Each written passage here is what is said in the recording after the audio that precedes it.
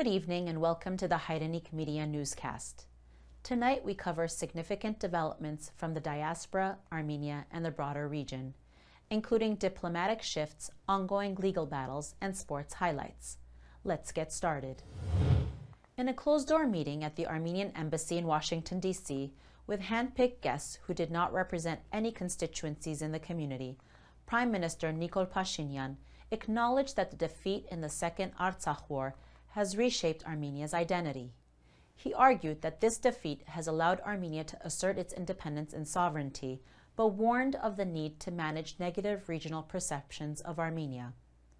Pashinyan emphasized Armenia should rely on its own strengths rather than external support, a stance shaped by his tenure rather than academic studies. The disastrous results of this tenure have been laid bare for all during the past 6 years. His visit was met with resistance. Armenian community members refused to meet him, criticizing his policies regarding Artsakh and the Armenian Genocide. Outside the embassy, demonstrators gathered in protest, voicing their discontent. Members of the Armenian Youth Federation in Washington, D.C., made a powerful statement, posting images of Armenian POWs and hostages held in Baku's prisons and signs reading, "Hostages abandoned" and Artsakh betrayed, to remind Pashinyan of his failures and that the diaspora will never forget his policies and actions that have endangered Armenia's sovereignty and abandoned Artsakh and its people. Their message was clear.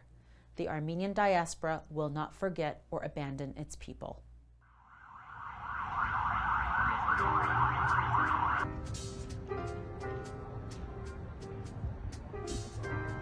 Why are you here? As a descendant of Armenian Genocide survivors, I refuse to forget my history. Why are you here? I'm here to demand the right of return of Artsakhis to their homes. I'm here because we haven't forgotten the refugees of Artsakh, even though Pashinyan has.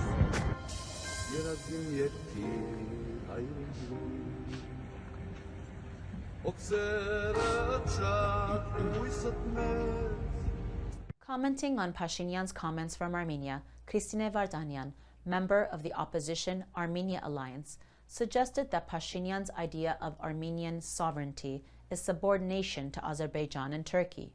If defeat is an opportunity for states, why do other states strive not for defeat but for victory and build their statehoods upon it? In a major policy shift, the Armenian Prime Minister stated he is open to withdrawing Armenia's legal cases against Azerbaijan as part of ongoing peace negotiations. During his speech at the Atlantic Council, he revealed that he and Azerbaijani President Ilham Aliyev have agreed on most aspects of a potential peace deal, but disagreements remain over legal claims and European monitoring missions. This move contradicts Armenia's prior commitments to hold Azerbaijan accountable for war crimes, including the unlawful detention of Armenian POWs, destruction of cultural heritage, and the ethnic cleansing of Artsakh.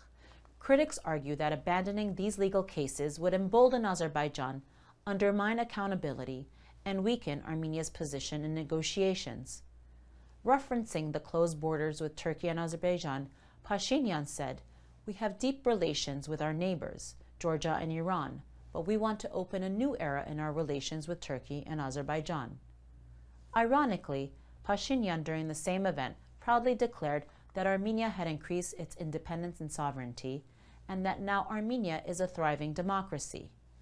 Claims which contradict his willingness for concessions that give nothing in return to Armenia, the indigenous Armenians of Artsakh, and the Armenian hostages currently held in Baku. Pashinyan's statement sparked anger and condemnation from the International Legal Rights Circle. Former lead prosecutor of the International Criminal Court ICC, Luis Moreno Ocampo, said, "Yerevan cannot halt the investigation into crimes against Armenians at the ICC, even though it has the right to withdraw its complaints." Pashinyan also announced that Armenia will not station the EU civilian mission along the delimited sections of its border with Azerbaijan. This comes despite the EU Council's decision to extend the European Union mission in Armenia for another 2 years with a budget of 44 million euros.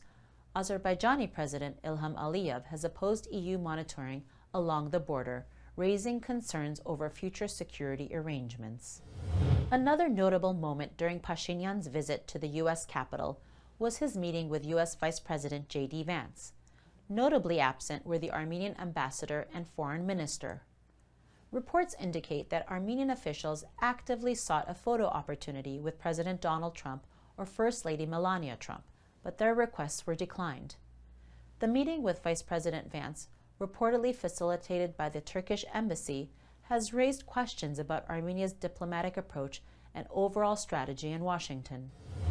In a letter sent to President Donald Trump, His Holiness Aram I, Catholicos of the Great House of Cilicia, called on the newly inaugurated U.S. president to press for Azerbaijan's release of Armenian hostages in Baku and the right of Artsakh Armenians to return to their indigenous homeland.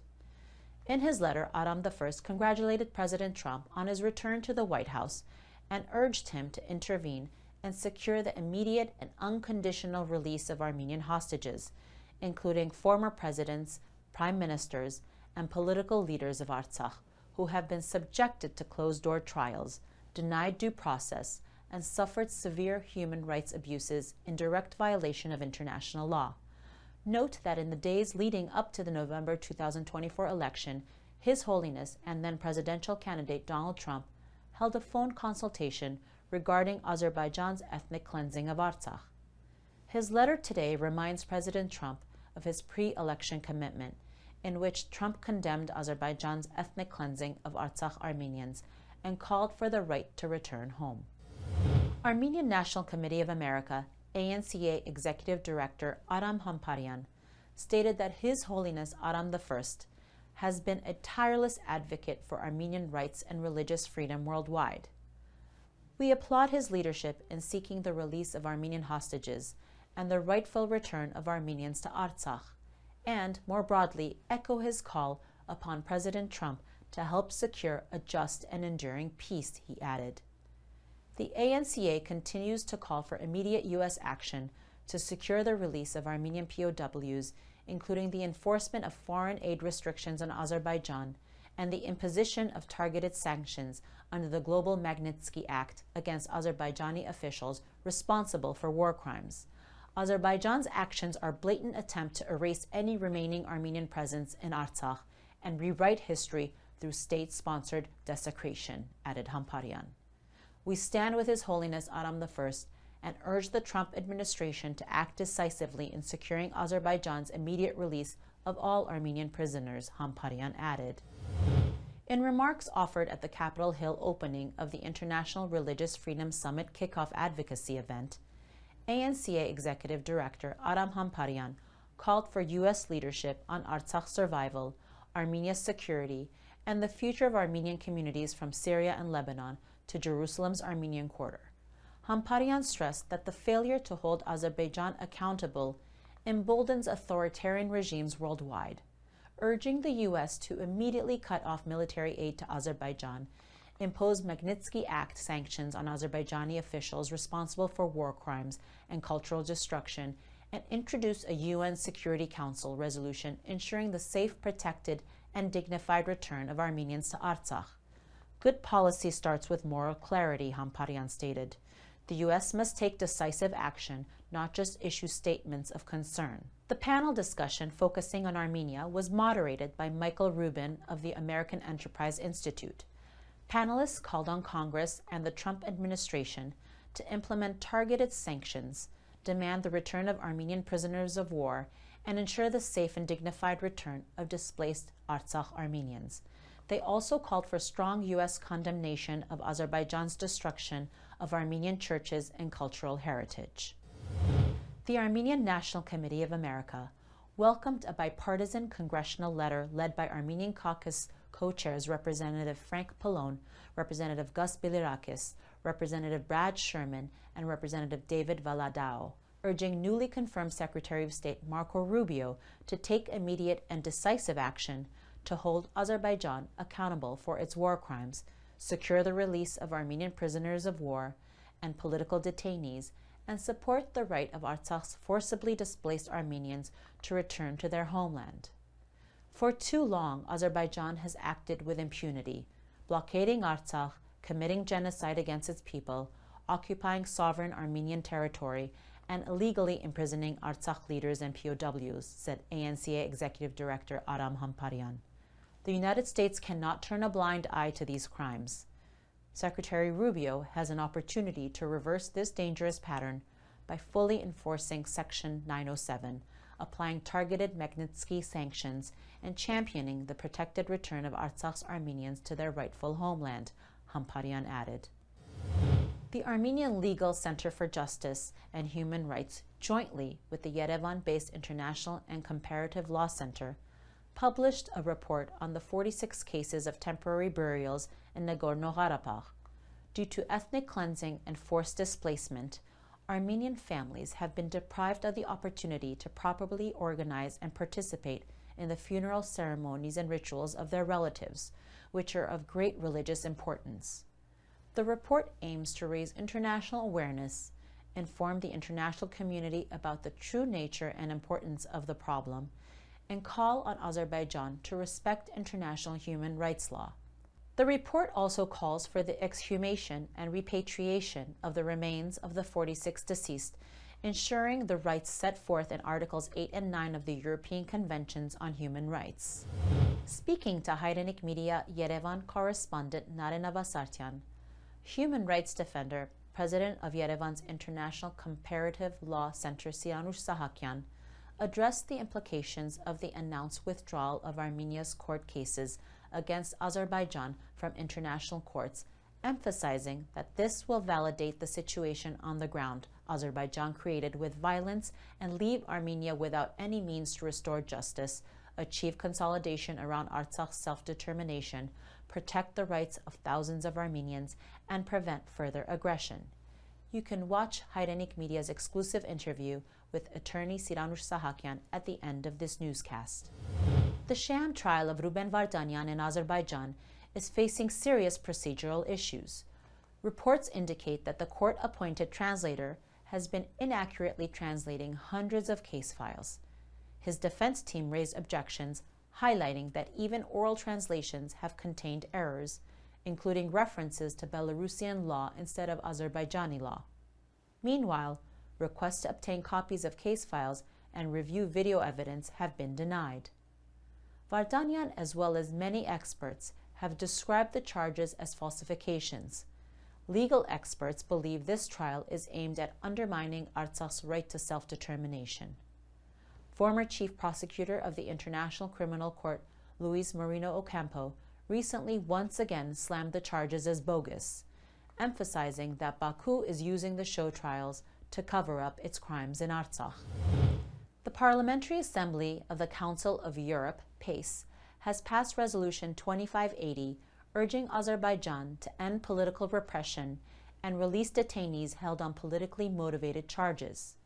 The resolution also condemns Azerbaijan's failure to cooperate with international human rights bodies and highlights concerns about the treatment of Artsakh's former leaders and Armenian POWs. Azerbaijan continues to target Armenian cultural monuments and settlements in Artsakh at an alarming rate, with entire residential districts and settlements now being destroyed at an even greater pace. The latest target is the village of Mariamadzor in Artsakh's Hadrut region, whose destruction was confirmed by a photo posted on a Telegram channel. Cultural Ombudsman of the Armenian Highlands, Hovig Avanesov, emphasized that all these facts once again indicate that the invaluable cultural heritage of Artsakh is under the threat of complete destruction and appropriation, which constitutes an act of genocide.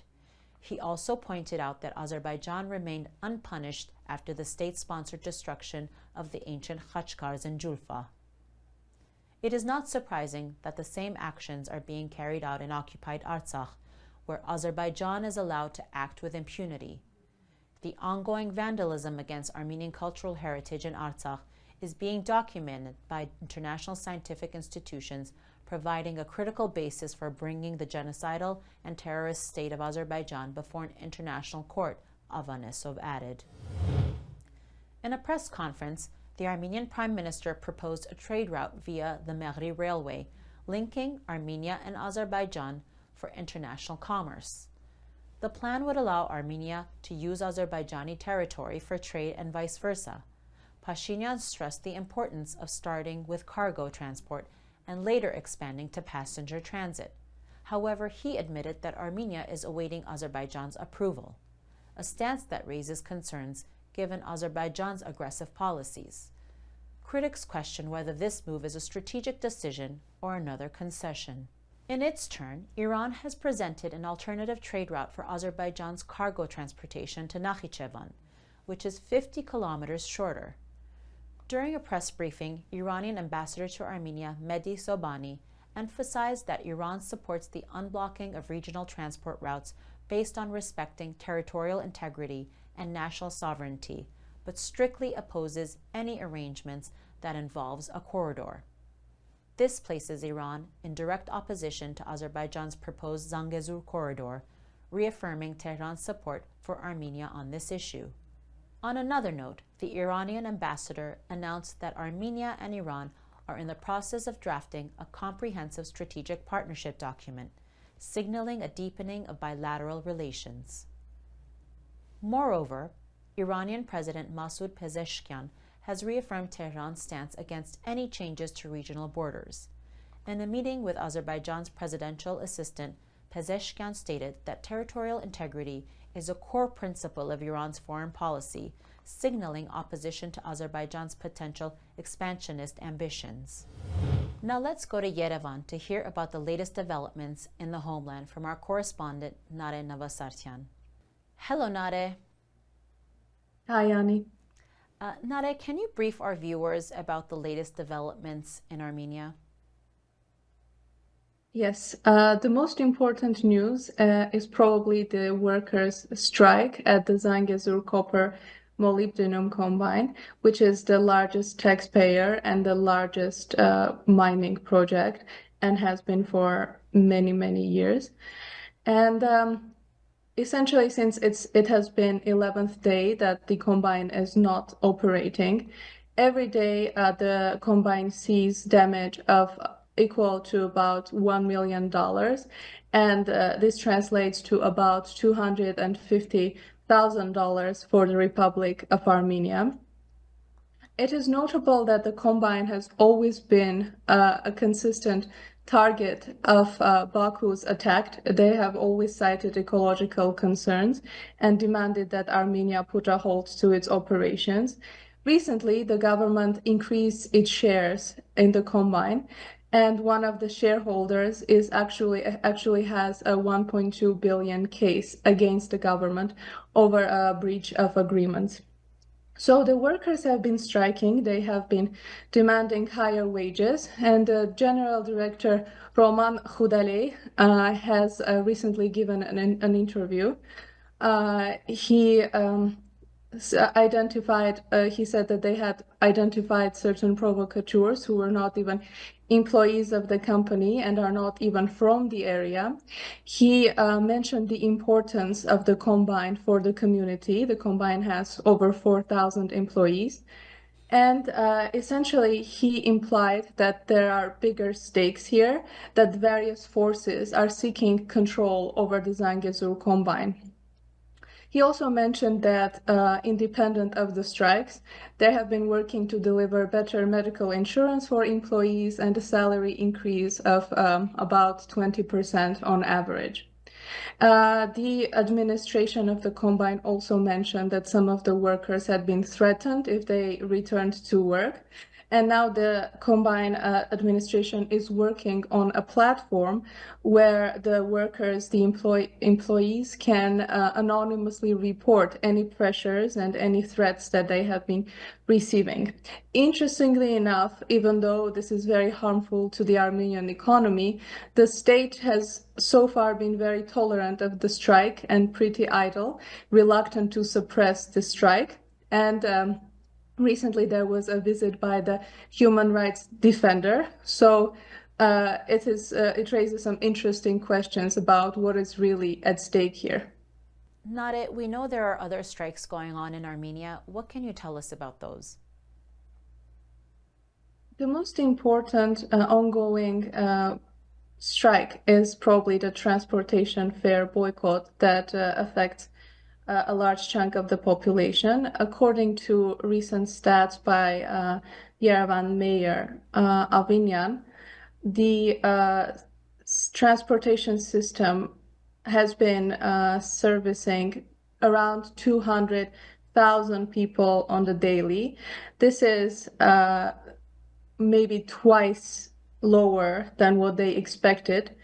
The transportation system in November serviced around 350,000 passengers on the daily, and the government cited the numbers expected for over 500,000 every day once the drivers would leave the so-called shadow economy and start operating out inside the tax system. This boycott has even caused Pashinyan to do a little PR strike. There have been media attacks, bot attacks on the factions that have been initiating this boycott. But these numbers, 200,000 passengers daily in February, show that the boycott is actually working and is delivering tangible results. Another important ongoing strike is another protest is the protest by the small and medium enterprise owners, traders. They are protesting the doubling of the turnover tax from 5% to 10%, and they're gathering in front of the government, and they're claiming that any meetings that they've had with the authorities have not rendered proper results. And it's not just the turnover tax, they also demand the end to the what they call the tax terror, which includes the property tax hike and income tax reporting system to be implemented. Lawyers in particular have joined this. They are on strike today because now they have to, first of all, pay double the turnover tax, just like the small and medium-sized business owners, but they also will have to pay the value-added tax of 20%, which adds up to around 40% tax for legal services. The Chamber of Lawyers have cited concerns that this will make legal services very difficult to pay for the majority of Armenian citizens. And since there are 250,000 cases in the Republic of Armenia now, this is going to make a huge impact. Additionally, the lawyers will no longer be able to provide their services for free, as even those services will be taxed, and they will have to pay out of pocket if they want to, say, for example, provide their services for free to someone who has been politically persecuted. Thank you, Nare. Nare, what are the recent developments about the ongoing trials of former military leadership of Artsakh? Recently, the former commander of Artsakh Defense Army, Jalal Harutyunyan, has been convicted of 5.5 years in prison. He was given the title Hero of Artsakh during the 44-day war. And interestingly enough, he has also been accused now of negligence during that very same war for which he was awarded the Hero of Artsakh title. The verdict will be appealed according to his lawyer. It is also important to note that Jalal Harutyunyan is on Azerbaijan's wanted list and is accused of many war crimes. And this is important. This verdict should be viewed in the general context of military commanders that are being arrested and prosecuted for similar crimes. For example, the former deputy chief of Armenia's general staff, Diran Khachaturian, who was likewise given the title of national hero during the 44-day war, but now he is under pre-trial detention for 2 months, and a case similar case of negligence has been opened against him. Many people have argued, raised concerns that these arrests are actually politically motivated because both Harsunyan and Khachaturian were among those who demanded Pashinyan's resignation in February of 2021, which he later said was an attempted military coup. So there are grounds to think that this has been politically motivated. A similar case is against Mikhail Arzumanyan, former commander of the Artsakh Defense Army, who has been detained for more than 2.5 years, and a recent decision, according to a recent decision, he will remain under arrest for 3 more months. His trial has been held behind closed doors, and there are serious concerns about its legitimacy. So according to former Minister of Defense Siranush Sahakyan, these are attempts to put the blame on those like lower tactical levels of military leadership and for the authorities of the Republic of Armenia to evade this responsibility. According to Sahakyan, in parts, this is also an attempt to please the constructive friends, as Pashinyan calls them, in Baku, namely Ilham Aliyev. Thank you. Our correspondent in Yerevan, Naren Avasartyan. Thank you, Annie. His Holiness Karekin II, Supreme Patriarch and Catholicos of all Armenians, has begun a week-long visit to Switzerland, where he will meet with benefactors of the Mother See of Holy Echmiadzin and leaders of the Armenian Diocese. The Arakelots Monastery in Tavush has been named one of Europe's most endangered heritage sites by Europa Nostra and the European Investment Bank Institute. The 13th century monastery faces structural decay, climate threats, and vandalism. Efforts are now underway to preserve this important cultural landmark. The U.S. Agency for International Development, USAID, which manages tens of billions of dollars worth of U.S. foreign aid programs, was moved under the control of the Secretary of State and almost all its employees put on leave. Secretary of State Marco Rubio said he is now USAID's acting director and would be taking steps to bring the agency's activities in line with the policies of the administration. Rubio described the agency as historically unresponsive to Congress and the White House, even though the agency is supposed to take its direction from the State Department. Democrats in Washington described the effort to dismantle USAID as blatantly illegal and vowed to challenge it. 10 Democratic members of the Senate Foreign Relations Committee sent a letter to Rubio outlining their objections. It's important to remember that USAID under the administration of Samantha Power failed to provide humanitarian assistance to the indigenous Christian Armenians of Nagorno-Karabakh when they were being starved to death by Azerbaijan. February 6 marked the first anniversary of the passing of Gagik Ginosyan, the founder of the Armenian song and dance ensemble Garin, and a veteran of the Artsakh War. Friends, family, and fellow soldiers gathered at the Yerabalud Military Pantheon to pay tribute to his memory. The attendees honored his legacy with national military dances.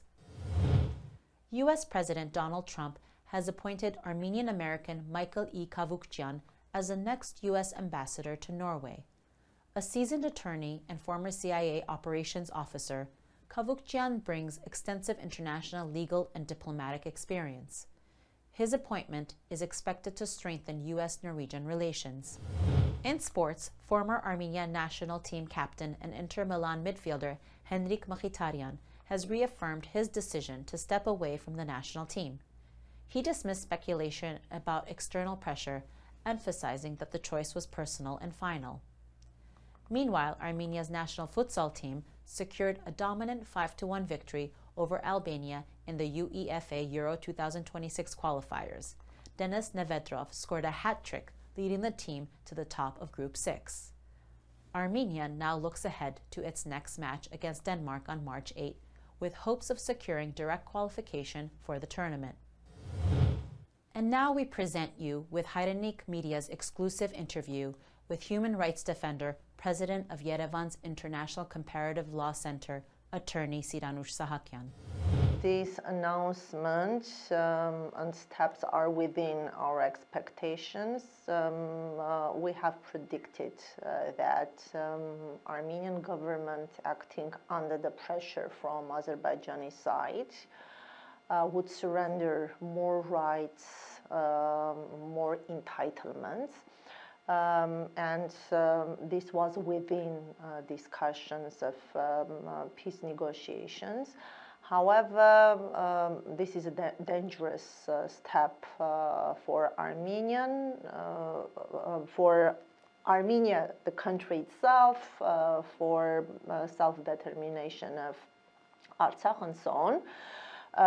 Starting from 2020, various forms of international crimes occurred against Artsakh and Armenia, including aggression.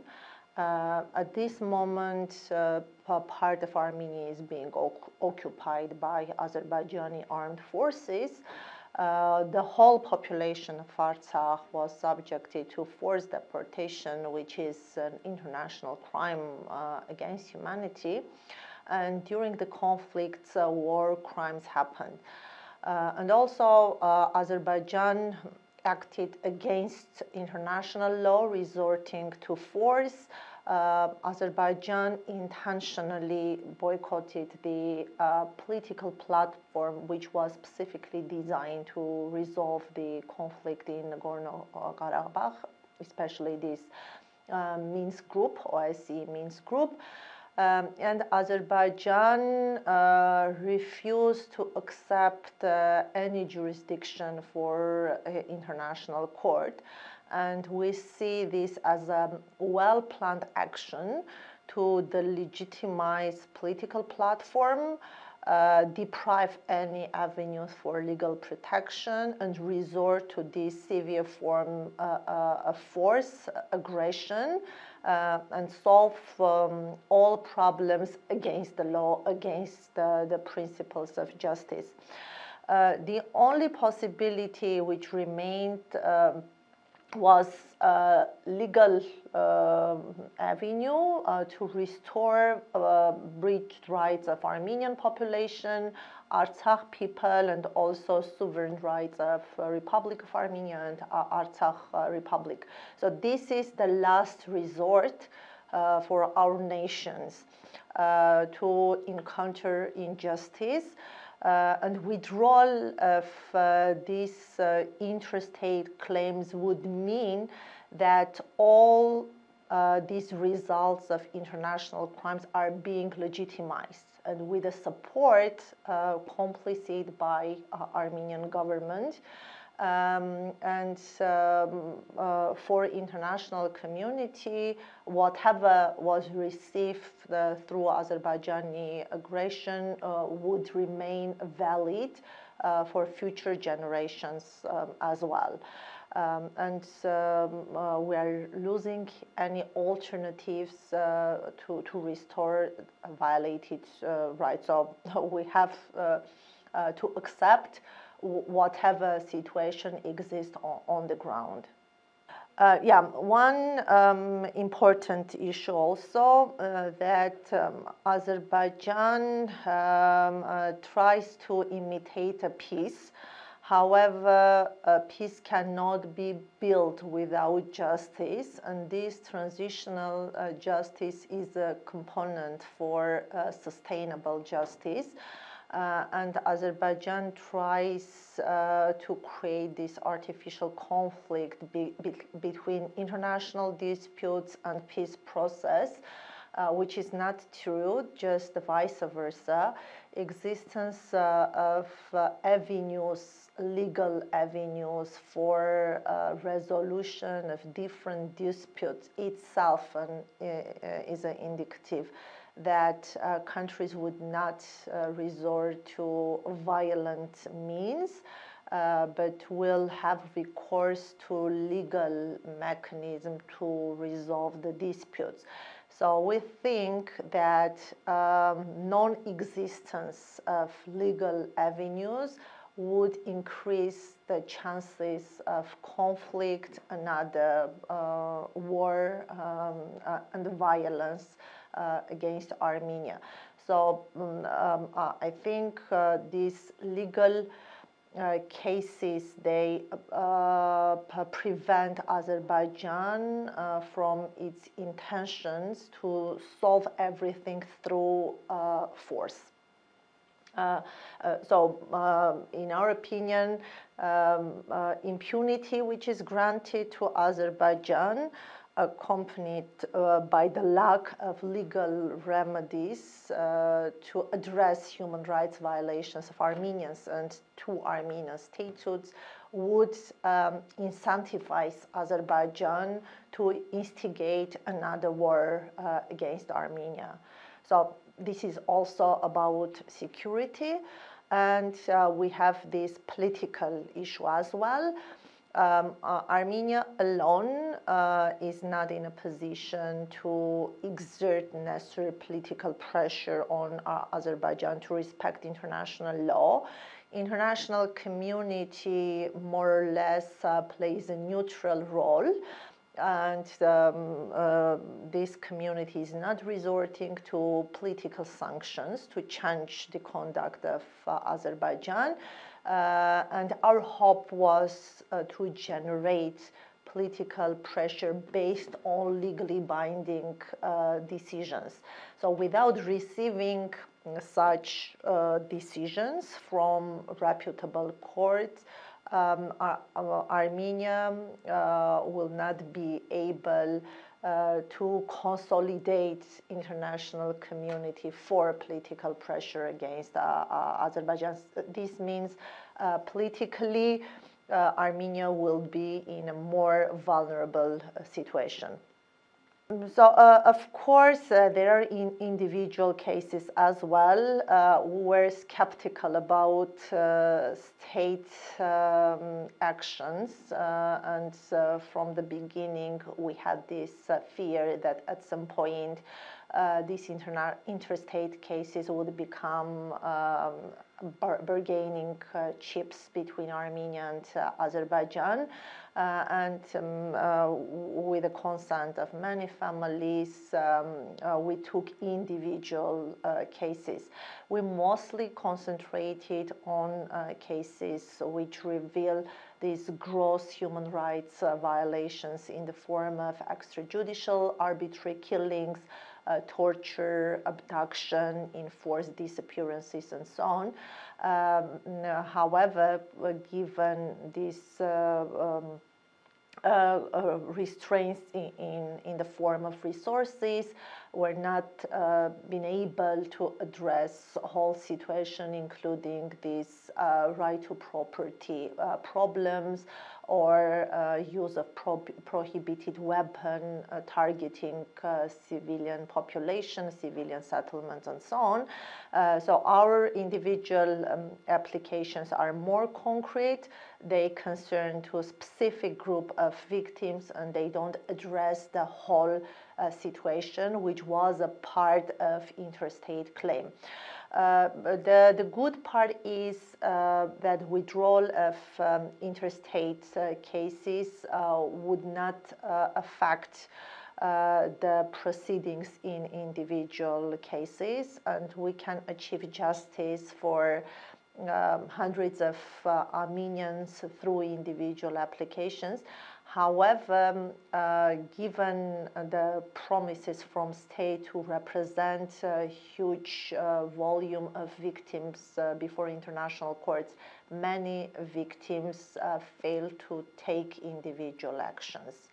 And now they will they will appear in a bad situation that they build a belief towards Armenian authorities to represent their rights internationally. However, this process will be suspended and they will remain unprotected.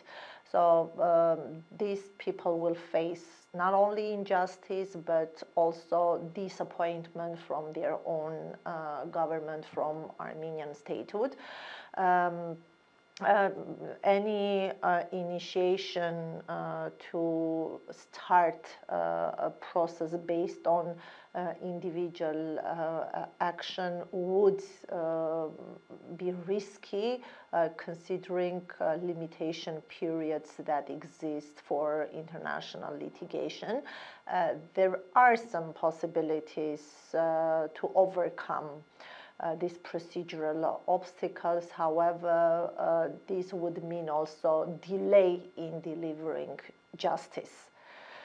So another 5 or 7 years will be required for the court to receive and consider new cases, while the process based on interstate case was initiated back in 2020 and 2021. So even if some possibilities exist, this will end in a delayed justice situation, which is not in the interest of victims. That's all for this week's broadcast. Thank you for tuning in. For more updates, follow us on YouTube, Facebook, Instagram, and X. Good night.